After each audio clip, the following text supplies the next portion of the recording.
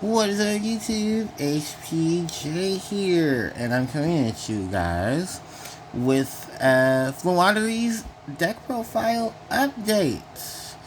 And yeah, this is basically just me updating Floowandereeze since the last time I played them, which was what the the Oakland Regionals in September.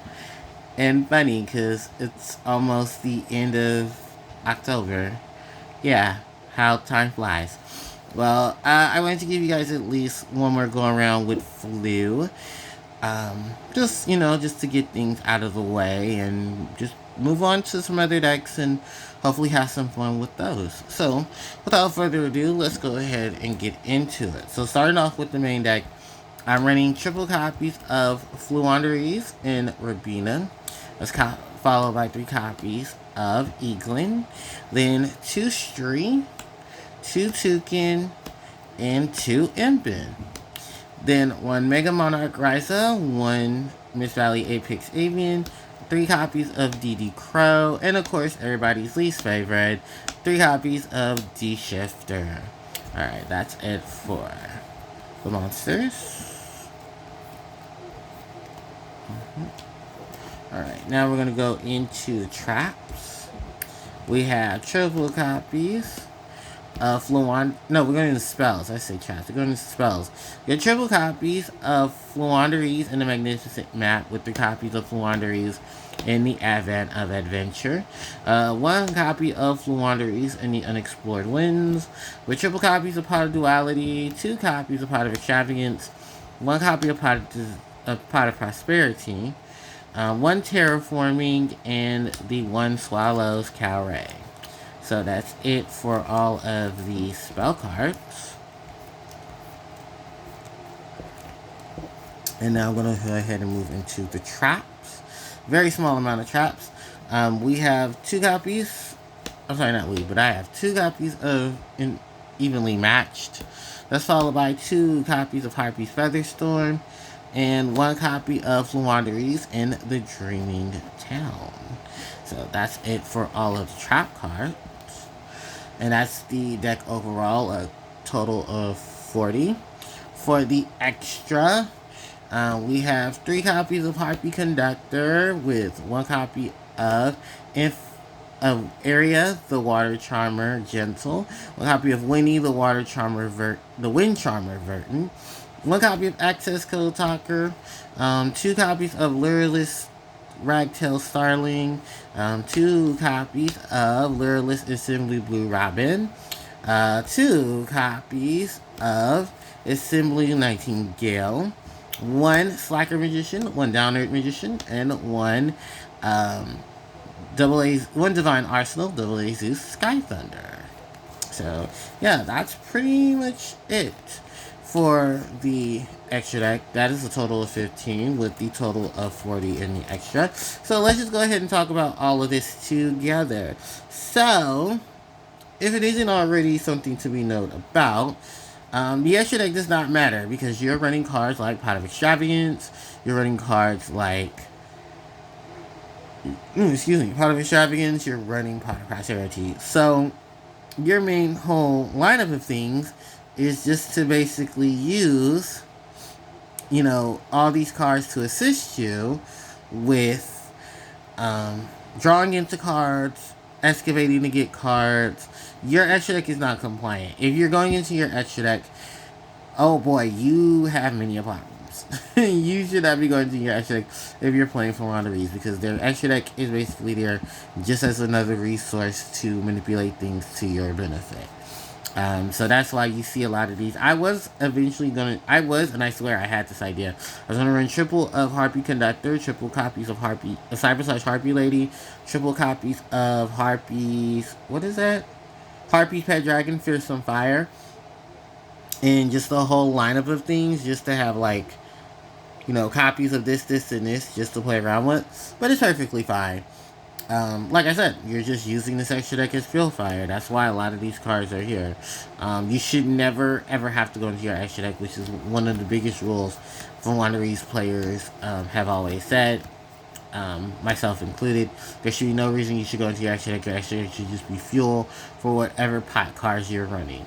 And they do not run Desires because Desires is a very bad utility for this deck, because you need everything in your main deck. If anything, you need to run cards that put cards back into your deck, if that's the case. Because what's that one card? Pot of Inquisity, the one that take 3 banished cards, put them back into your deck and shuffle and draw one.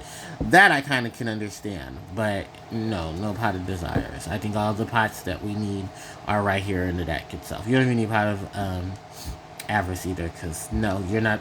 Most of your monsters are not going back into the graveyard. They're getting banished. So, or they're starting to banish stuff like D-Shifter and DD Crow. Alright, now that I've gotten a good portion of things out of the way, I am still running the 3 copies of Rabina in England. These are 2 of your biggest searchers for your deck.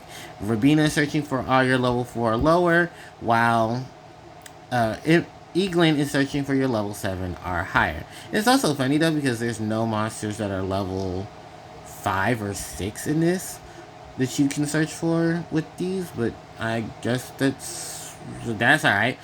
But yeah, these are basically search for your little guys, search for your big guys, and you do these effects sequentially, because of course that's pretty much what the whole lineup of things is that once you search for Rabina, most of the time you're going to go get Eaglin. Once you get Eaglin, you're going to search for your bigger birds so that you can use them as tribute fodder for the other summons. From there, we then have the 2 copies of Stree, the 2 copies of Tukin, and the 2 copies of Impin. So let me talk about why I have these increases. So basically, I wanted additional names. I wanted things to search for, which was something that my older build did not have really going for it. Impin double is fine, because like I said, you're going to have tribute fodder for Impin. Impin can be tribute fodder for Ryza. And Impin can easily just be gathered back, as you can then use Impin as target for both Stree and Tukin. Stree to banish the Impin, and then Tukin to put it back into your hand with its effect. So that way you're not burning out the effects of them. And why did I double up? Was simply just because I wanted more material. I wanted more cards to take advantage of for the tribute summon. I just wanted more things to take advantage of in those situations, because I learned a large amount of things from what I was going through with the last time I played Flip. So yeah, all right. From there, we now go on into all the non-Floowandereeze monsters. We have, well, the other 2 tribute summon monsters in this deck: Miss Valley Apex Avian and Ryza the Mega Monarch. Ryza is basically here just to recycle things from your graveyard, which will be easy targets because you have the materials of monsters for it. The other thing about Ryza is that you can go get back your Harpie Featherstorm, because Featherstorm is great in this deck. I'm actually curious of why I'm not running 3. Maybe because first turn you won't be able to play it scenario, so that could be an easy reason why. But it does help you at least get it back, so you can set it the next turn, and you'll have the monsters on the field to qualify for it, because Ryza, Apex, Impin, and Tukin, and Eaglin are all wind attributed when you boost. So you can't use it on the ones that are water, which are Stree and Rabina. Then for Apex Avian, it's just a monster who's here to do all the Omni Negate that you need. What a resource, what a powerhouse, and definitely what a monster to go into. Remember, there was a lot of backlash during some time, because, it was just easy access to this monster. The other one also was Barrier Statue of the Stormwind, because I remember those days where Barrier Statuing in Floowandereeze was definitely a go-to, because it stopped a lot of decks at that time. They did not play wind, so it was a good option of things. But as we know, most of the time now, we're just, tribute summon, beat down, tribute summon, get rid of things that you don't need and you want your opponent to have, and play through your normal summons on your opponent's turn. So, alright, that is it for the 2 big guys. And then for some hand traps, we have both Dimension Shifter and DD Crow. Which I have to say, bumping up DD Crow to 3 is necessary because we're still definitely in the game right now where, well, people are still playing cards that we have to get rid of. So why not play them? I do know some people who are playing Soul Release as well to play around with Soul Release's ability, which is to banish spells as well. And it's more than one card, which can be beneficial too. It's just, I don't have any Soul Releases that I know of. And DD Crow just fits into the motif itself because I can always just get back I can always search for it with my Winged Beast monsters. D-Shifter is here just to laugh at most of my opponents who want to just do a whole bunch of stuff. And also being able to deal with things. You can even work under D-Shifter with, what was that monster's name? Ash Blossom Joycing? Yeah, most of your hand traps can actually work under D-Shifter. So you don't have to worry too much about that. So, alright, that's it for them. And I said most because DD Crow unfortunately has to go to the graveyard. From there, we're now going to go into the spells. Magnificent Map and Advent of Adventure. Actually, we're just going to bring out all 3 of the Floowandereeze spells because these are basically what holds the deck itself up. The Unexplored Winds is probably one of the little ones in this situation because this is basically just a target for imping if you already have your map or your Advent of Adventure, and most of the time you're recycling through most of those. With the Unexplored Winds, is basically just hand correction to send cards in your hand back into the bottom of the deck to then draw 2. But also, it's the factor of you can use your opponent's cards to do the tribute summon, especially that back row. That nasty back row can be a pain. And Unexplored Winds definitely helps you. Like if you're facing stun decks, this is a card that definitely helps you deal with stun because you can just tribute whatever your opponent has on the field, whether it's the spell, trap, or the trap, and definitely it just says any card, right? It's just tribute. Yeah, cards your opponent controls. So yeah, you can use even their monsters too. So things that can normally be unaffected by cards, yeah, just sit there and tribute things to the Unexplored Winds. Rare occasion where I've seen people run 2. I've never thought of, I had the initial thought of it, but it's also the initial thought of, oh god, I hope I don't draw into both of them at the same time. But it still became useful, and luckily enough, I believe it's a hard once per turn effect. So, no, it's not a hard once per turn effect. Oh, which is great, because if the tribute summons can be used on that, and that's great. I think it's just more so the other effect, which is the send 2 Winged Beast monsters in your hand back into the bottom of the deck, and then draw 2 cards. Up to 2 cards. For each. Draw a card for each one that you send back into the deck. So, yes. Advent of Adventure. Banish a Winged Beast monster from your field or hand to then search your deck for a Floowandereeze field spell or a Floowandereeze monster. Which, yep, so it works out for the deck itself because you can get any of your pieces that you're missing, get out of dash with some other effects, and even go and get your field spell. Plus, you gain 500 life points after you use this card's effect. So that's even more bonus because it helps you through time. Magnificent Map. If this was any way to laugh at people with, what is it? This is basically just laughing at your opponent when it comes to normal summoning on their turn. Because the minute they normal summon, you can start triggering off your abilities.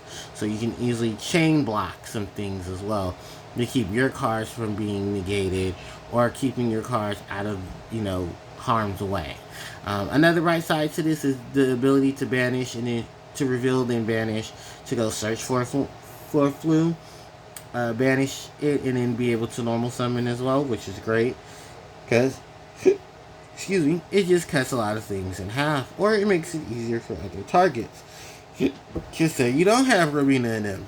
Well, you can then reveal Stree or Toucan, and then you can go get Robina. You can go get those other monsters, use their abilities, and then just play around with stuff. It's a really good way to think. I highly suggest if you don't have any in the graveyard, please don't go get Stree. Just go get use Toucan. Please use Toucan. Now, if you do have something in the graveyard, like say you did D-Shifter, just to protect yourself from stuff, then yeah, then you can go ahead and do all that with with straight. But yeah, but like I said, options and situations of things that occur. Alright, moving from there, I'm now going to the rest of the spell cards. Pot of the Pots.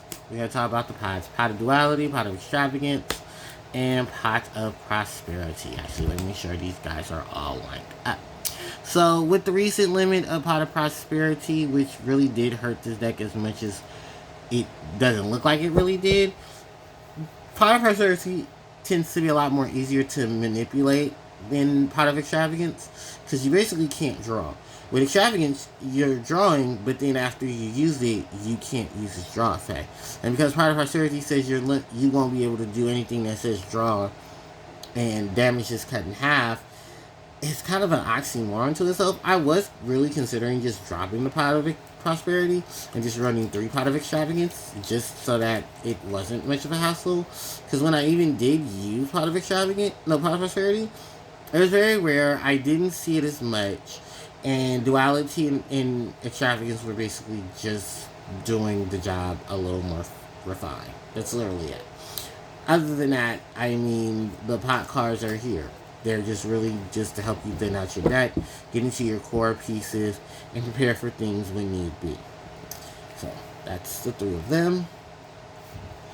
And then we have extra Search for Fill Spell, and Swallow's Calray was just to help recorrect when you these cards in here.